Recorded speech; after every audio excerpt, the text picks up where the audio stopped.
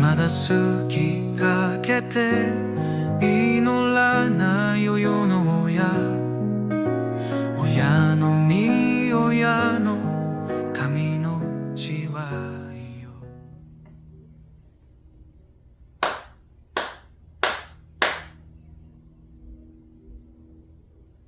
Hello everyone, I'm Edna Matsuoka from the Konkō Mission of Wahiawā, and thank you for allowing me the honor of sharing today this message for the Daidokai Kaigai Fukyo Korosha Hotoku Overseas Missionary Contributors Gratitude Ceremony.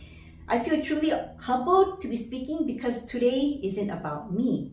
It's about the footsteps, the sacrifices, the tears, the prayers, and the deep sincerity of those who came before us. Because without them, we wouldn't be here. I wouldn't be born. So the heart of this ceremony is to remember and to give thanks to them. In Konkō, we often say that our lives today are built upon the countless blessings, both seen and unseen. We can walk forward because someone before us prayed for us. They guided us, protected us, and cleared the path. Today we gather to remember the Fukyo Korosha, the missionary contributors who carried the light of Konkō Daishin's teachings far beyond Japan's shores.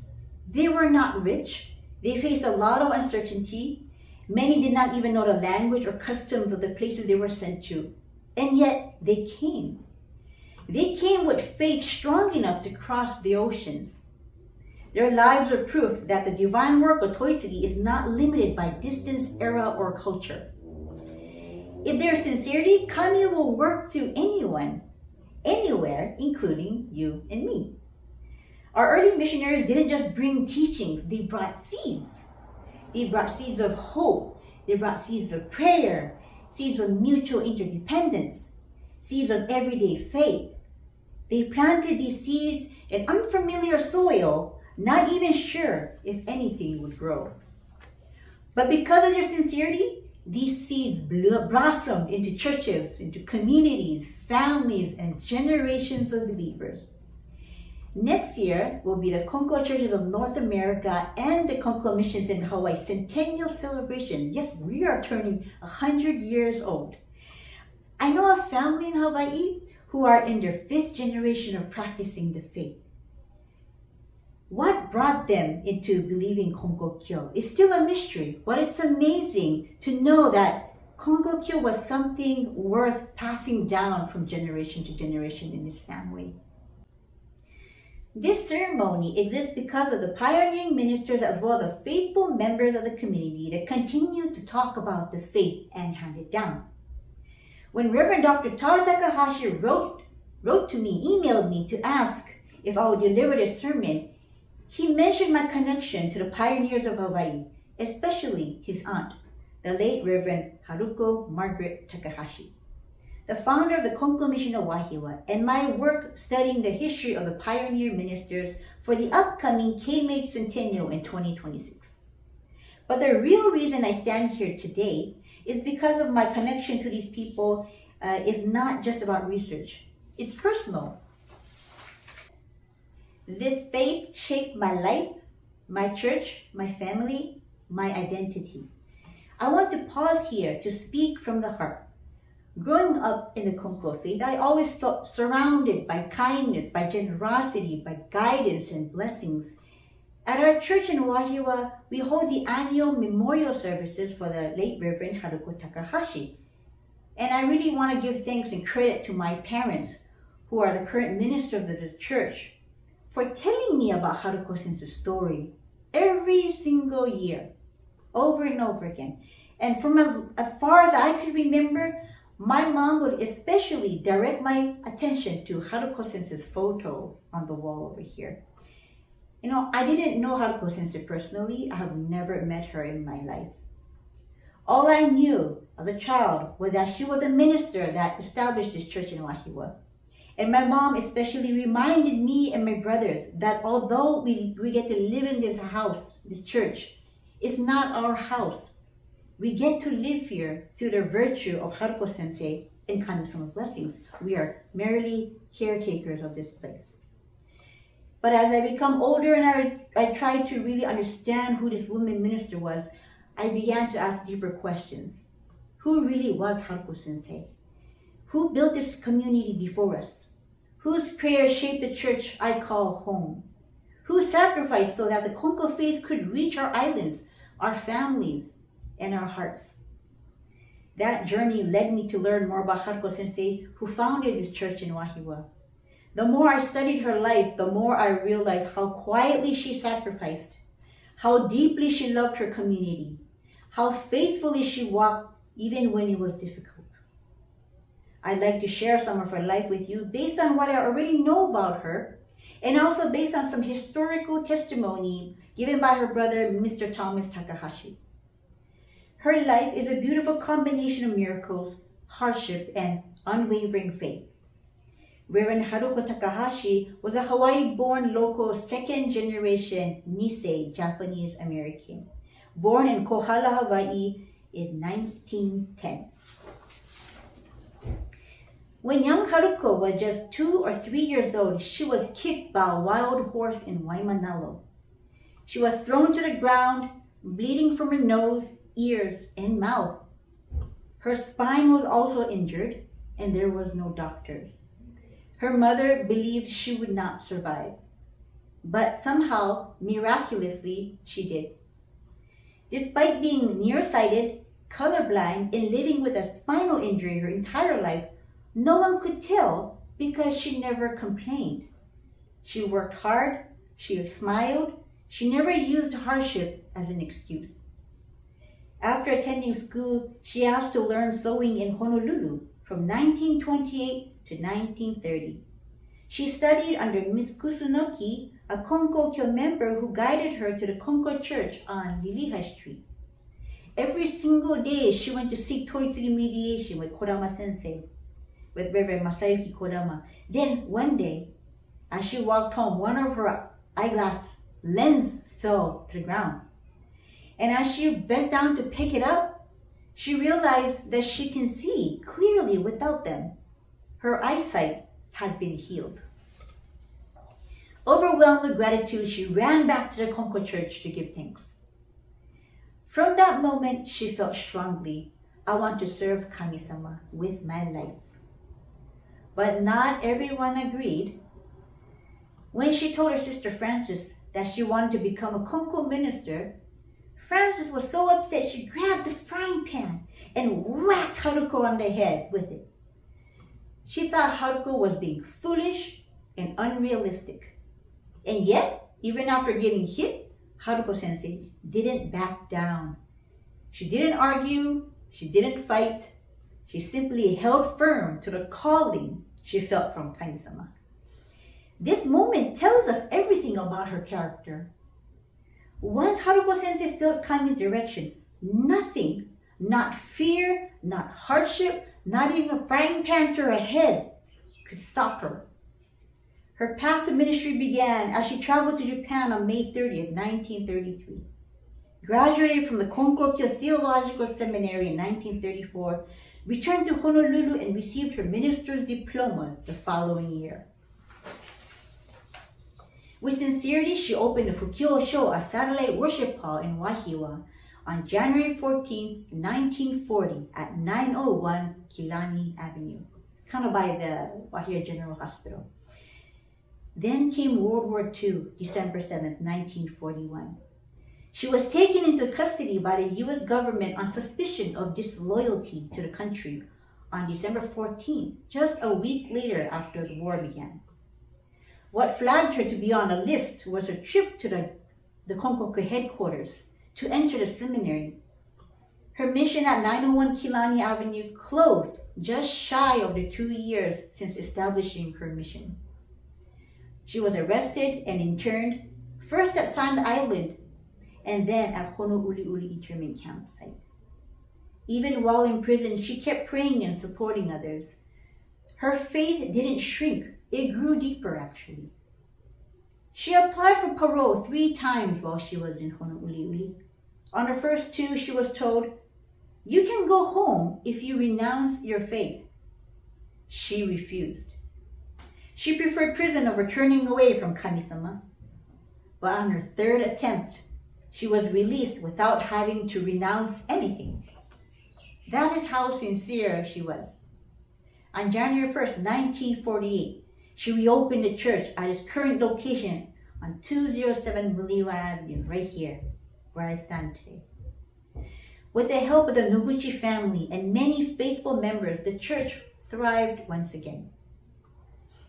Reverend Haruko passed away on December 24th, 1972, at the age of 62. Her legacy continues to live in every prayer offered at Wahiawā today.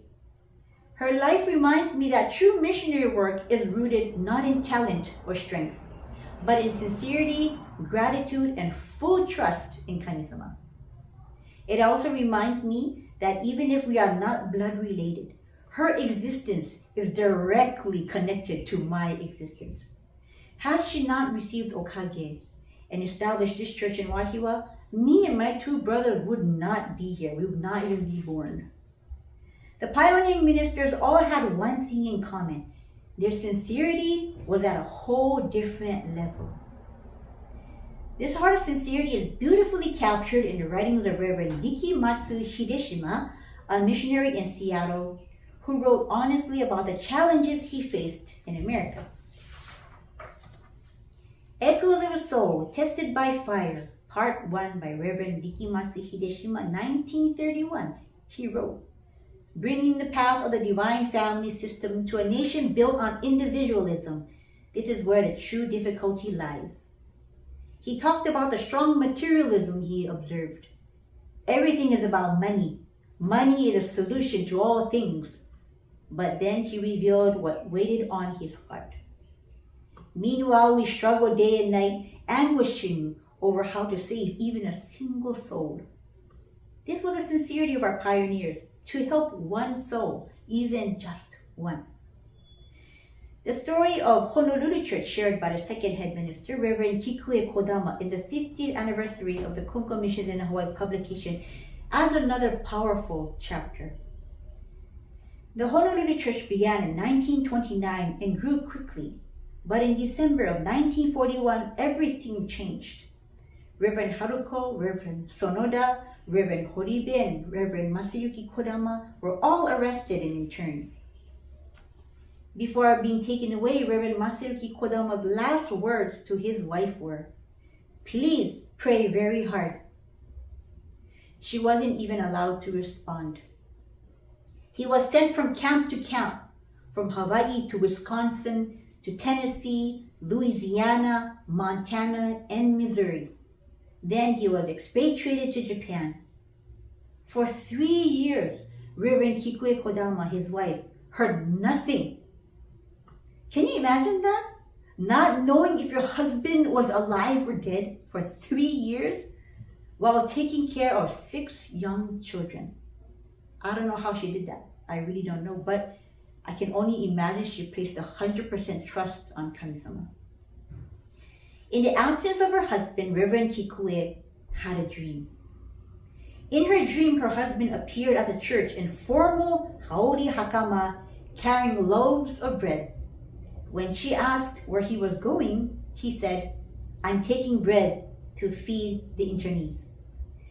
This dream she saw had given her courage when she woke up from that dream. Even though he wasn't there, she knew his prayers were still with her. I learned that she kept a sacred shrine in her bedroom, the oyashiro, in the closet, and took it out secretly to pray every night.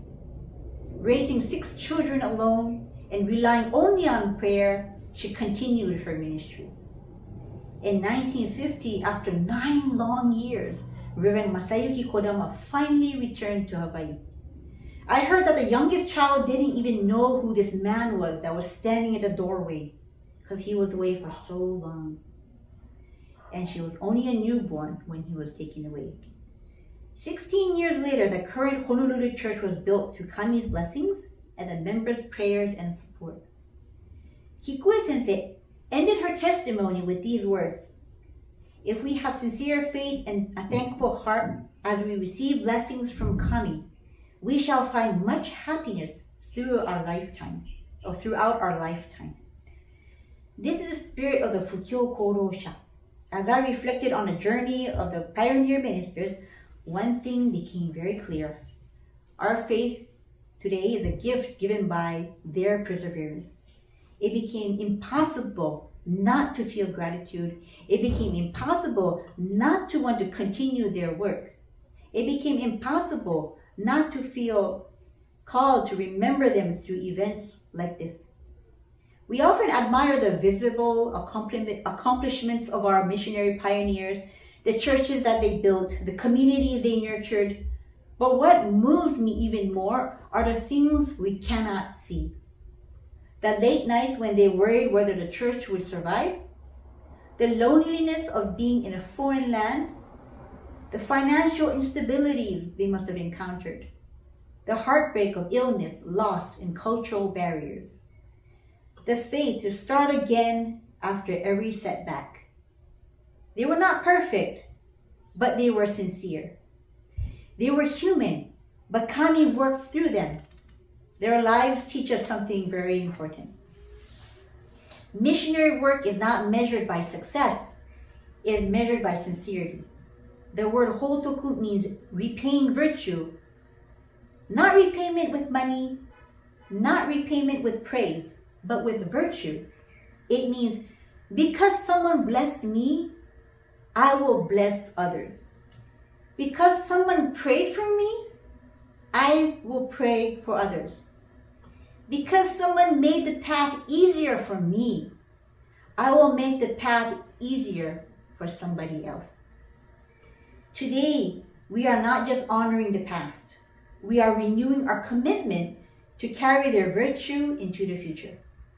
As we honor the pioneers, we are invited to reflect, how will we continue their legacy? We can offer Toitsugi mediation, pray for those in need, support our churches, welcome the newcomers, pass down the teachings, and live the faith every day with gratitude. Trust Kami with all of our hearts. This again is the meaning of Hotoku, repaying virtue with virtue. If the pioneers of our faith could speak to us today, I believe they would say, don't worry about being great, just be sincere. Don't worry about numbers, just love the people in front of you. Don't be afraid of hardships, Kami will guide you. They don't want admiration, they want continuation. In conclusion, let us take a moment to remember all of the pioneer ministers of North America, Hawaii, and the rest of the world, and for every ancestor in faith, known and unknown, whose prayers carried us here. May their devotion shine through our actions. May we walk forward with humility and purpose, and may Tenchi Kane no Kami continue to guide us always. Thank you again for allowing me to share my message. Arigatou gozaimashita.